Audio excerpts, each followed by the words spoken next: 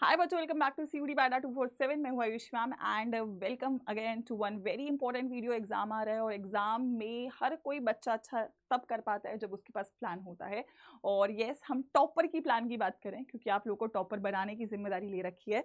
Paper को attempt कैसे करना है यार, ये बहुत इंपॉर्टेंट है क्योंकि आप सभी लोग यार पढ़ तो लेते हो, है ना, तैयारी भी कर लेते हो, लेकिन पेपर में कुछ अलग करना पड़ता है ना। पेपर में you need to have a strategy. अगर आप स्ट्रैटेजी के तहत पेपर को अटेम्प्ट करोगे, क्योंकि ये सीयूईटी है, ये मांगता है कुछ एक्स्ट्रा, ये मांगता है कुछ एक्स्ट्रा एक्सपर्टीज, चाहे वो आपकी एक्यूरेसी है, स्पीड है। ठीक है, आप में से बहुत बच्चे फेस कर रहे होगे, कमेंट में ज़रूर बताना कि मैम हाँ ना, हम लोग पढ़ लेते हैं, क्लास में सब हो जाता है, टेस्ट में नहीं हो पाता है मैम, या फिर टेस्ट में नंबर कम आते हैं, या सवाल नहीं होता है, सवाल पहले कर लो हो जाता है बट पेपर में जाके नहीं होता है। तो अगर ये आप लोगों का प्रॉब्लम है तो ये वीडियो आपके लिए, क्योंकि मैं यहाँ पे आपको सिंप्लीफाई कर रही हूँ वो तरीका कि किस तरीके से आपको बच्चों पेपर को अटेम्प्ट करना है, और ये अभी से शुरू कर देना है ताकि अगले 30 दिन आप इसको प्रैक्टिस करोगे तो पेपर तक ना ये आपके डीएनए में आ जाएगा। और जब कोई चीज़ डीएनए में आ जाती है तो वो निकलती नहीं है, राइट। तो हमारे को ये चीज़ अपने डीएनए में डालनी है ताकि हम एग्जाम से पहले बेहतरीन तरीके से प्रिपेयर हो सके, right. So let's get started with the video everybody. Session को जरूर शेयर और कर दीजिएगा, लाइक तो कर ही देंगे। तो मैं ना बहुत ब्रीफ रखती हूँ चीज़ों को और बहुत टू द पॉइंट रखती हूँ। अब सीयूटी का एग्जाम पैटर्न आई थिंक सभी को पता है, 3 सेक्शन है, लैंग्वेज है, डोमेन्स और जनरल टेस्ट है। ठीक है, अब जितने भी बच्चे हैं उन्होंने डोमेन्स तो लिए ही होंगे, 3 डोमेन मुझे लगता है होगा सभी के पास, नहीं है तो करेक्शन विंडो में कर लो। और एक लैंग्वेज होगा, ठीक है, जीटी किसी के पास होगा, किसी के पास नहीं होगा। बट यस, अगर मैं मान के चलूँ हर बच्चे का एक आइडियल जो होता है ना, एकदम आइडियली कॉम्बिनेशन है कि 3 डोमेन, एक लैंग्वेज, एक जीटी। तो हाँ, 3 चीज़ें हैं और तीनों का तरीका अलग अलग है। ठीक है, तो वी हैव 3 थिंग्स। ठीक है, अब अगर मैं सीयूईटी के नए एग्जाम पैटर्न की बात करूं तो उसमें टाइम जो है वो आपको ना 2 कैटेगरी में डाला गया है। ठीक है, सबसे पहली बात क्वेश्चंस की बात कर लेते हैं, क्योंकि ये सीयूटी एक चॉइस बेस्ड सवाल है, पेपर है। ठीक है, ऐसा जेई नीट में नहीं होता। अब सीयूटी में है कि आपको 50 में से यार 40 क्वेश्चंस अटेम्प्ट करना है, किसमें, लैंग्वेज और डोमेन्स में। ठीक है, तो 200 नंबर का पेपर हो जाता है। जनरल टेस्ट में 60 में से 50 अटेम्प्ट करना है, 250 नंबर का पेपर हो जाता है। तो यहाँ पे पहला पहला चैलेंज तो सिलेक्शन ही आ जाता है, यार कौन सा सवाल करना है, कौन सा नहीं करना है। उसके बाद लैंग्वेज के लिए 45 मिनट्स मिलता है। ठीक है, सॉरी, जनरल टेस्ट के लिए 60 मिनट्स रहेगा। ठीक है, इसको सही करेंगे।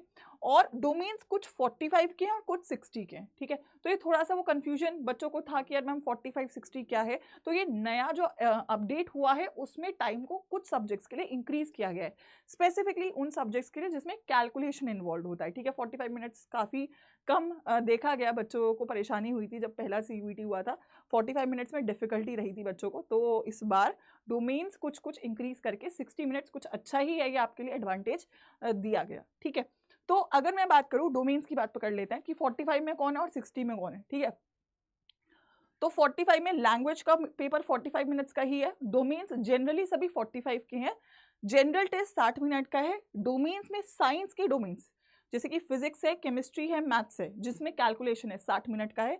कॉमर्स के भी जो सब्जेक्ट जैसे अकाउंटेंसी है, तो ये कंप्यूटर साइंस है, जो ये सब्जेक्ट में कैलकुलेशन है वो आपके 60 मिनट्स के हैं। बाकी सभी जो डोमेन्स है जैसे ह्यूमैनिटीज़ के हैं डोमेन्स, आपके जो भी थ्योरेटिकल डोमेन्स है वो आपके 45 मिनट्स के ही हैं। ठीक है, सो साइंस वाले बच्चों को थोड़ा सा यहाँ पे एडवांटेज मिल जाएगा। एडवांटेज तो क्या ही है, पेपर भी तो बड़ा ही आता है ना, तो एडवांटेज तो नहीं है। मैथ्स का पेपर भी, मैथ्स में भी अगर आपको 50 में से 40 क्वेश्चन 60 मिनट में करने हैं, कहीं ना कहीं वो भी आपको दिक्कत ही देता होगा कि यार मैम होता ही नहीं है टाइम, क्योंकि बोर्ड्स में तो 3 घंटे की आदत हो रखी है। अब 3 घंटे में 30 सवाल, 30-35 सवाल करते थे, अब यहाँ पे आपको 60 मिनट में करना है क्या, 40 सवाल, 50 में से 10 को छोड़ना भी है, फिर चेक भी करना है। अच्छा, इस बार पेपर आपका क्या हो सकता है, ऑफलाइन हो सकता है साइंस वालों का भी, और मतलब जनरली सारे डोमेन्स का ही ऑफलाइन होने के चांसेस है, लैंग्वेज जीटी का भी।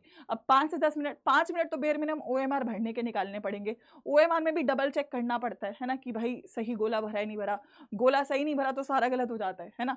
तो ये जो मेंटल प्रेशर है ना, इसको डील करना पड़ेगा, इसको सीखना पड़ेगा, और ये आप पहले ही प्रैक्टिस करोगे तभी हो पाएगा। ठीक है, so yes, let's go for it. क्या क्या करना है, देखो सबसे पहली बात टॉपर का प्लान। ऑब्वियसली पेपर में नंबर कब आएगा, जब सिलेबस पूरा होगा।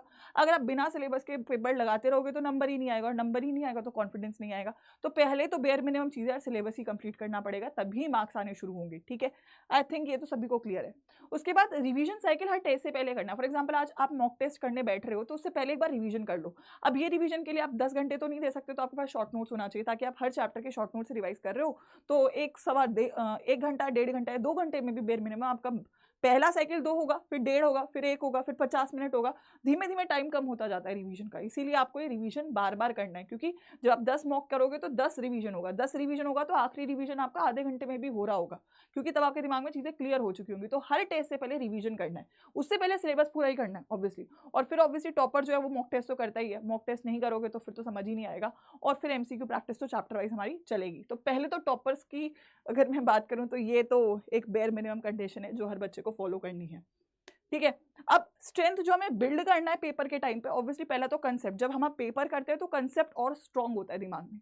जब मैं फॉर एग्जांपल केमिस्ट्री पढ़ा रही हूँ तो मैं ऑर्गेनिक के रिएक्शन याद कर रहे हो, याद करो, याद करो, लेकिन जब वो टेस्ट में करते हो या क्वेश्चन में करते हो तो वो कंसेप्ट बनता है कि यार अच्छा वो वाला मैम ने रिएक्शन इस तरीके से बताया था तो इसलिए आ रहा है। तो कंसेप्ट बिल्डिंग का काम आपको टेस्ट करवाता है, ठीक है। तो इसीलिए पेपर से पहले ही आपको बहुत सारे मॉक टेस्ट करने हैं, ठीक है। एक्यूरेसी, ऑब्वियसली एक्यूरेसी बिल्ड करना है कि अगर नेगेटिव मार्किंग को कम करना है आपका। अगर फॉर एग्जांपल आप 10 मॉक टेस्ट कर रहे हो तो आपको समझ में आ रहा होगा कि यार 5 क्वेश्चन तो गलत ही करता हूँ, तो उस हिसाब से मैं कैलकुलेशन लेके चलूंगा कि मैं यार फॉर एग्जांपल मेरे को क्या कहते हैं 50 में से 40 अटेम्प्ट करना, 40 में से मैं यार 35 अटेम्प्ट करूंगा, 5 तो गलत करूंगा ही, तो 30 क्वेश्चन तो सही करके आऊंगा, 5 नंबर का नेगेटिव मार्किंग भी कटेगा तो इतना नंबर बनेगा बाय चांस, ठीक है। तो आपको समझना पड़ेगा, ठीक है। उसके बाद ऑब्वियसली स्पीड है, स्पीड तो मेंटेन करनी पड़ेगी कि आपको धीमे धीमे आदत पड़ेगी यार 60 मिनट में पेपर को कंप्लीट करने की, ठीक है। तो इसको बिल्ड करने के लिए क्या क्या पैरामीटर्स आप लोग देख सकते हो, मैंने पूरा सोच समझ के आपके लिए बनाया है ये। पहली बात तो एक ना अलग नोटबुक बना लो मॉक टेस्ट की, एक उसे आधे हिस्सों में डिवाइड कर देना, आधा होगा रफ वर्क का और आधा होगा फेयर का।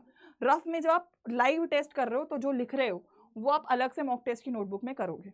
जब आप मॉक टेस्ट को सॉल्व करोगे तो एक रूल फॉलो करोगे 20-30-10, मतलब पहले के 20 मिनट में आपको पूरा पेपर देख लेना है, जिसमें आपको ये दिमाग में कुछ हद तक क्लियर हो जाएगा कि यार ये क्वेश्चन तो आते हैं, जो एक बार में आ रहे हैं उनको करते चलेंगे, जो में टाइम लग रहा है उनको आगे बढ़ाते चलेंगे, जिनको लगता है कर पाओगे उनको मार्क फॉर रिव्यू। अगर पेपर ऑफलाइन होगा तो उस पर अलग सा निशान बना लोगे, ठीक है, कि यार ये वाला मैं बाद में ट्राई करूंगा। जो आपको बिल्कुल ही नहीं आता उस पर क्रॉस लगाते चलना, ठीक है, ताकि जो आपको 10 क्वेश्चन स्किप आउट करना है वो आप इजीली पहले 20 मिनट में निकाल दो कि यार ये 10 नहीं कर पाऊंगा। उसके बाद अगले 30 मिनट में जो आपने पहले एक बार में कर दिए वो तो एक जल्दी से ही हो गए। फिर जिनमें आपको लग रहा था कि यार इसको थोड़ा टाइम दूंगा तो मैं कर पाऊंगा, तो उन वाले क्वेश्चंस को आपको चेक करना है, ठीक है। आखिरी के 10 मिनट में आपको जो आपने कर लिया है, ठीक है, अभी ना वैसे तो अभी पेपर क्लियर नहीं हुआ, वरना मैं आपको इसको भी डिवाइड करने के लिए बोलूंगी, 30 को भी आप ना 20-10 में डिवाइड करना। तो 20 में आप मार्क फॉर रिव्यू वाले जो है उनको अटेम्प्ट करोगे। आखिरी के 10 मिनट में आप लोग जो आपका क्वेश्चन पहले तो जो कर लिए हैं उनको ओएमआर में डाल देंगे, क्योंकि फिर लास्ट में ना ओएमआर में गलती होती है। और आखिरी के 10 मिनट में जो आप कर सकते थे, जो आपने सोचा कि यार ये शायद मैं ट्राई कर लेता हूँ, टाइम बच रहा है, देख लो एक बार पेपर को फिर से चेक कर लो ओएमआर सही भरा है नहीं भरा है, आखिरी के 10 मिनट उसके लिए रखने पड़ेंगे। ये उन बच्चों के लिए जिनका पेपर 60 मिनट का है, ठीक है। 45 मिनट्स वाले की अगर मैं बात करूँ तो आप इसको थोड़ा सा कम कर सकते हो, क्योंकि आपके यहाँ पे 15 मिनट कम हो जाएंगे।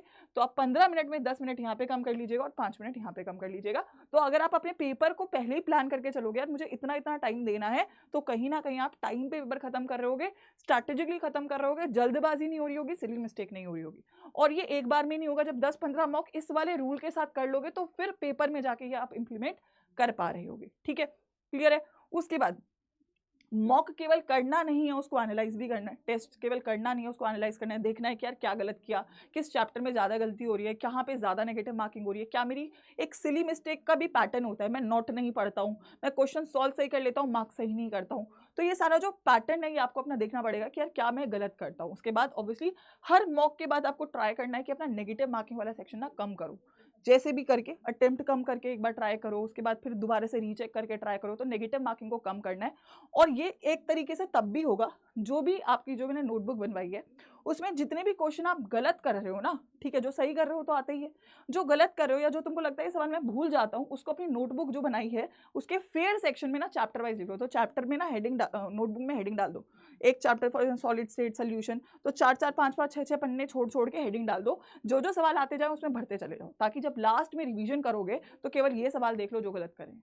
तो इस तरीके से पेपर के लिए आप बेहतरीन तरीके से प्रिपेयर होगे। और हर एक इंसान का स्ट्रैटेजी होता है, जो बच्चा स्ट्रैटेजी को फॉलो करता है वो कहीं ना कहीं लास्ट में, और मैंने आप बोर्ड्स में भी देखा, ठीक है, हमने बहुत प्लान से पढ़ाई करी, हमने डे 1 में थ्योरी करा, क्योंकि हर कोई अब डे 3 में थ्योरी करके क्या ही फायदा ना, डे 1 में थ्योरी करा, डे 2 में हमने PYQ करा, डे 3 में हमने for example most expected MCQ करा, फिर हमने गेस्ट पेपर करा।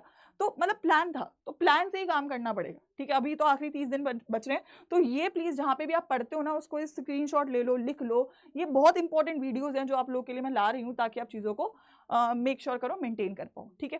एक ब्रीफ अंडरस्टैंडिंग दे देती हूँ। साइंस वाले बच्चे 550 को टारगेट करेंगे, हर बार बताती हूँ। 200 का डोमेन है। ह्यूमैनिटीज़ वाले 750, इसमें लैंग्वेज ऐड हो जाएगा। कॉमर्स वाले 770।